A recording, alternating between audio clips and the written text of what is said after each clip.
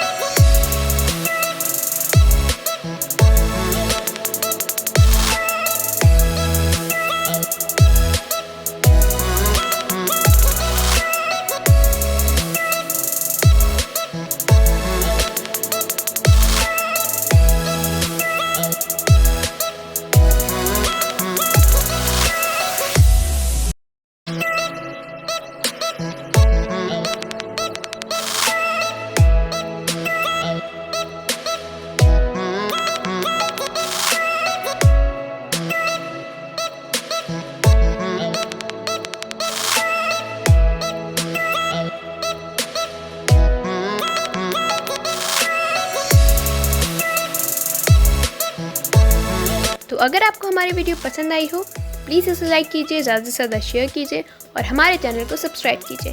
And हाँ, पास में जो बेल घंटी है उसे बजाना मत भूलिएगा। Thanks for watching.